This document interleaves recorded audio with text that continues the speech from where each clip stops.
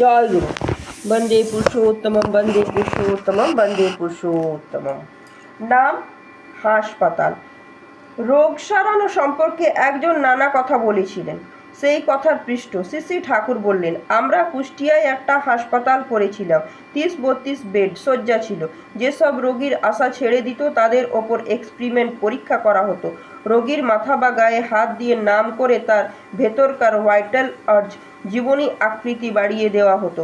যদি না সারে কে কি বলবে, কে কি ভাববে? নাম করনেওয়ালাদের ভেতর এমন ভাব থাকলে রেপিড ইফেক্ট, দূরত্ব ক্রিয়া হয় না। নাম করলে ভাইব্রেশন, কম্পনের সৃষ্টি হয়।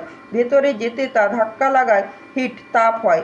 যেমন বৈদ্যনাথের আদেশ হয়, বেড অফ কিউরেটিভ ফোর্স, আরোগ্যকারী শক্তির আদেশ হয়। রোগীকে স্পর্শ করে নাম করলে রোগীও তেমনি ভাইটাল পুশ, জীবনী উদ্দীপনা পায়। জয় গুরু। বন্দে পুরুষোত্তম, বন্দে পুরুষোত্তম, বন্দে